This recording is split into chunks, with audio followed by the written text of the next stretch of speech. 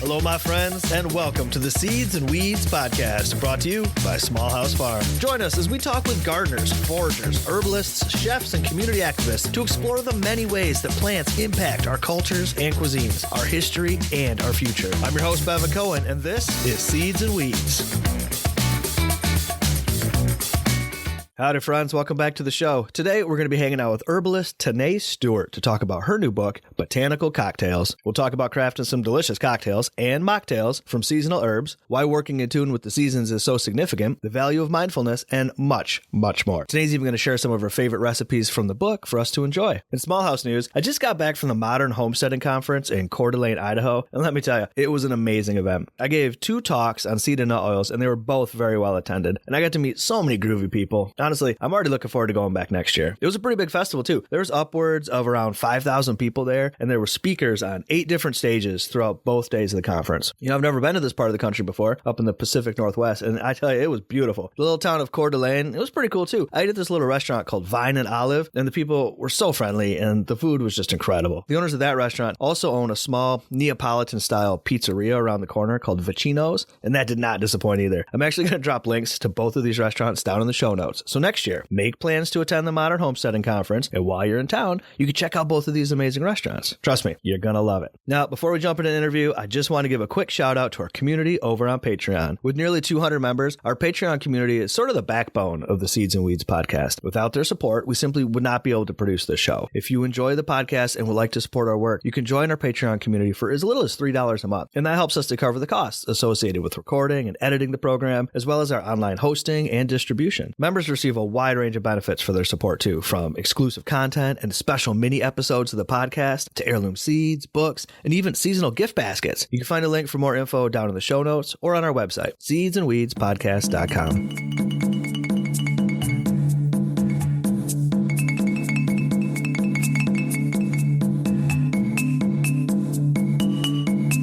Tenae Stewart is a certified astrologer and spiritual coach, and she's on a mission to embody simplicity in daily rituals and self-care practices, as these can be such supportive tools in our busy modern world. Her work empowers others to create rituals and to connect with the earth in ways that fit effortlessly into their real lives. Today, Tenae is joining us on the show to talk about her new book, Botanical Cocktails. Tenae, my friend, welcome to the podcast. Thanks so much for having me. I'm really looking forward to having a chance to chat with you about this new book, Botanical Cocktails, 50 garden-to-glass beverages for every season. But before we dig into that, could you just please tell our listeners a little bit more about you and the work that you do? Yeah, so my name's Tenae Stewart. I'm an astrologer primarily, but I also do a little bit of home herbalism, I would say. So this book and some of my other books are definitely really focused on really easy, accessible ways to work with plants. In this case, we're making them into cocktails, but I've also written about turning them into tea blends, working with essential oils, and all with a really, grounded spiritual practice connection, that we're really focused on connecting with these plants as a way of working with the seasons and the cycles of the earth. I love that. Now, before we get into the book, though, let's dig into some of this previous writing that you've done. Am I correct that you've written 2 other books? Yeah. So my other 2 books, my first book came out in 2020, and that's The Modern Witch's Guide to Magical Self-Care. And then in 2022, I had The Modern Witch's Guide to Natural Magic, which really segues really nicely as a companion into this new book, Botanical Cocktails. I'd really like to talk about that. But first, I noticed on your website also that you host a podcast. Could you tell us a little bit about that? I do. Yeah. It's called The Empowered Modern Witches Show, and we're in our 5th season. I think we're just about wrapping up our 5th season. It's really about simple,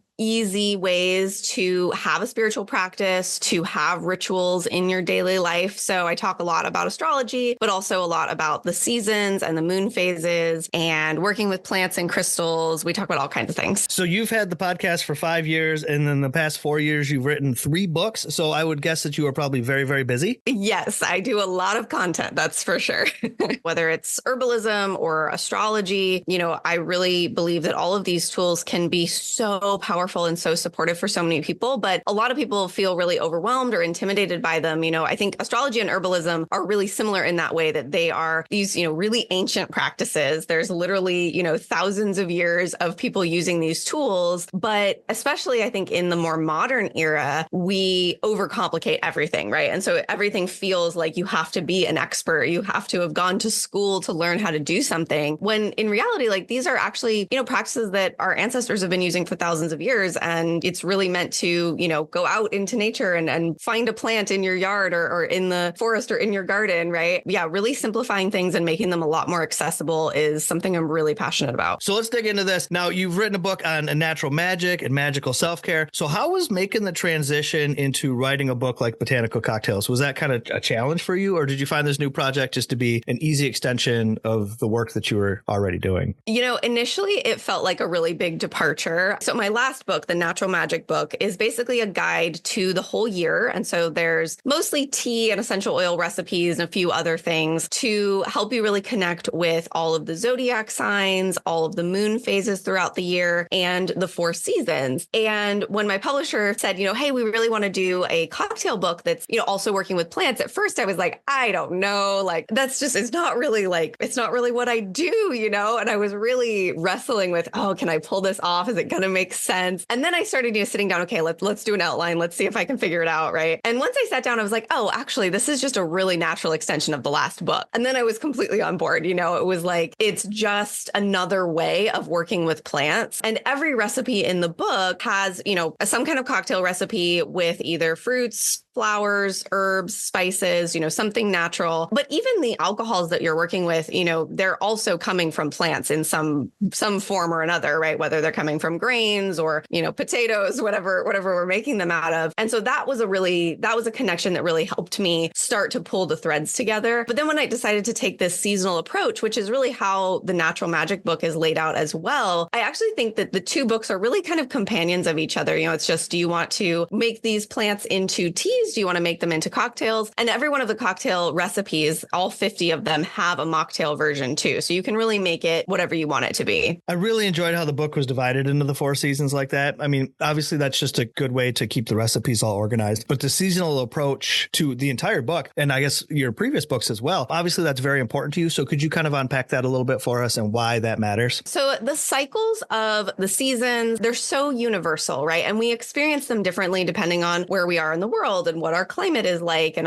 what our landscape is like. But we can all pretty much connect to and relate to this idea of 4 seasons, right? I mean, where I live, we have more like 2 seasons, but we get a little bit of spring and a little bit of fall, right? And I think it's something that is really, really innately human. It's really almost kind of primal that we know what shifts are happening inside of us if we pay attention to the seasons. So many people, want to be more restful and spend more time at home being cozy when it's winter out, and it's cold and it's rainy, right? And that's not just because of the weather, right? It's a really natural thing that, again, our ancestors have been doing for thousands of years. And then come spring, right, we're renewed, we're refreshed, and we all kind of have our own experience even of those individual seasons. But I think they are really universal in a lot of ways, or at least we can find something that we can connect to and relate to around them. And they really are the basis of so many spiritual practices around the world, right? We find monuments that align with the solstices and the equinoxes in, I think, pretty much every continent or nearly every continent. So it's something that is not just even cultural, right? It's something that's really universally human to want to mark and measure and be aligned with these different seasonal shifts that we have every year. And plants are really a very tangible reflection of that, right? Most of the way we experience the seasons, aside from, the weather and temperature changes, is what's going on with the plants. We really experience those seasons through plants in so many ways. So since you've organized the cocktails and mocktails into these different seasons, are the ingredients and beverages that we're going to be making aligned with the seasons then, I assume? Primarily, yes. There are a few recipes,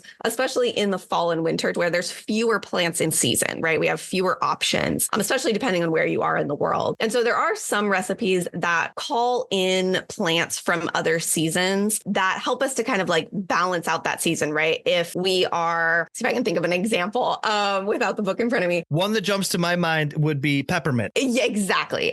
Peppermint is exactly the right example, right? So at the holidays, we think of peppermint, right? We have candy canes. We have all of these things that are peppermint flavored. Peppermint is obviously not in season pretty much anywhere in December. I'm in California and it's even dead that time of year here.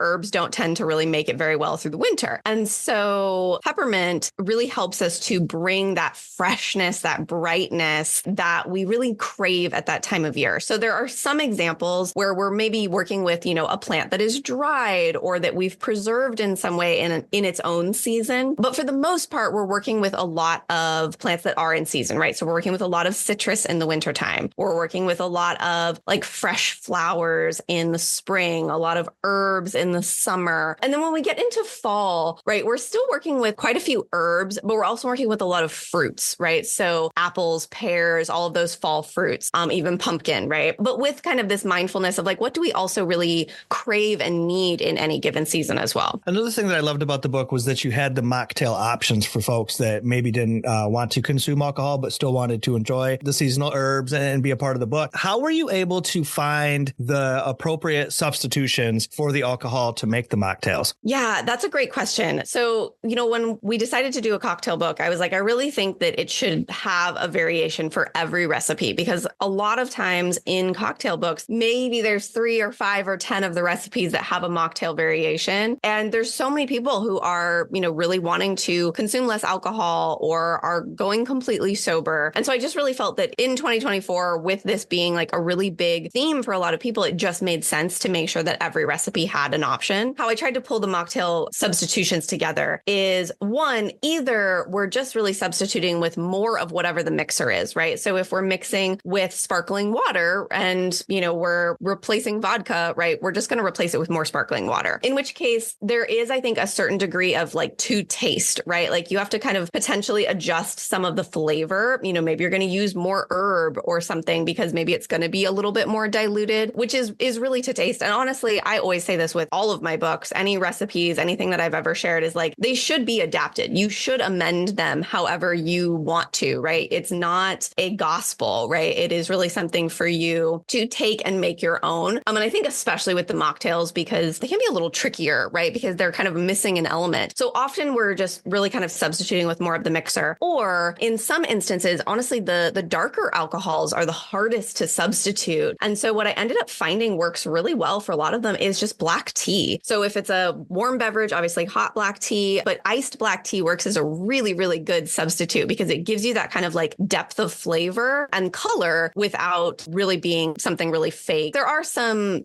non-alcoholic substitutes out there, some of which are great, but it's definitely an industry that's like coming up, right? I don't think we've quite mastered it yet. Another thing I loved about this book, how you described making a cocktail or a mocktail as a ritual, and you encourage the readers to be mindful while they work. And you even compared it to making tea, which is something that I teach as well, like slow down and be aware of all your senses while you're making the tea, really experiencing that moment. Why is it important to be mindful and be aware while we're crafting these cocktails? It's one of those things where obviously not every cocktail that you make, especially if you're making something that's not botanical, is necessarily like a spiritual, enlightening experience. But I think that whenever we are working with plants, we have an opportunity to tap into that energy, right? We have an opportunity to connect with the plant itself, to connect with the season that it is from, to connect with the land that it grew on. And it doesn't have to be something really elaborate, right? My earlier books are much more spiritual, much more magical in that sense. But that was one of the things where I ended up getting really excited about this book, is that I think it takes those concepts, which can feel,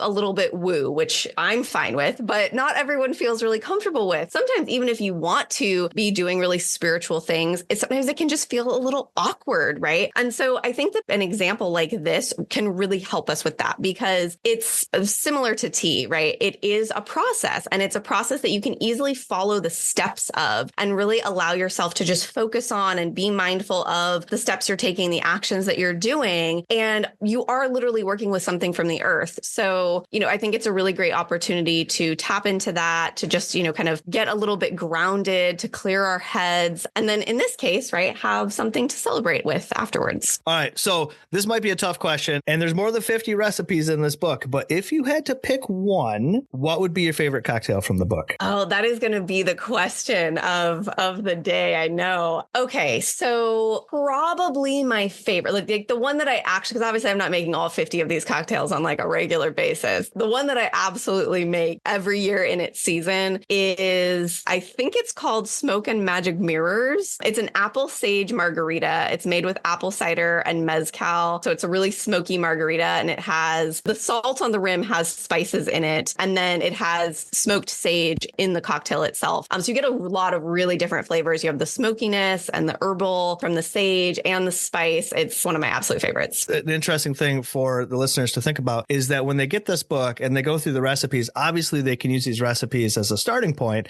but to feel free to really make these drinks your own. If I've ever been to a cocktail party, every single person's going to like their cocktail a little bit different, right? So there's that free form, that ability to really express yourself with each one of these drinks, trying new things and experimenting with these flavors. And the book really kind of sets the stage for that. Absolutely. Yeah. And in some of the earlier chapters, before we get into the recipes, we do talk about, what these flavors are. And there's some profiles on individual plants for each season. And it's definitely designed to encourage you to really make it your own, really mix and match. If there are certain flavors you're not fond of, there's substitutes, right, that you can replace them with or leave them out. I'm allergic to chamomile, so I'm often substituting chamomile in tea recipes and things. It's a very common ingredient. So, there's absolutely nothing keeping you from making any of these recipes or any recipe you find anywhere, just really making it your own, whether it's to taste, to personal needs like allergies, or if you just want to experiment and see, how does this taste with, a spicier spice like cayenne versus a warm spice like cinnamon, Tenae, this has been so much fun. I'm telling you what, this has been great. What are the links that people are going to need so they can connect with you, learn more about your work, and order a copy of the book? So Botanical Cocktails is available wherever you buy books. So your local bookstore, Amazon, all the places. You can connect with me. I'm on Instagram at Lupin Hollow, or you can get my website at witchoflupinhollow.com. Awesome. And I'm going to put those links down in the show notes so folks can just click on through. Botanical Cocktails, 50 garden to glass beverages for every season. The brand new book from Tenae Stewart, now available everywhere the books are sold. Tenae, thank you so much for spending some time with us today. That was a blast. Thanks for having me.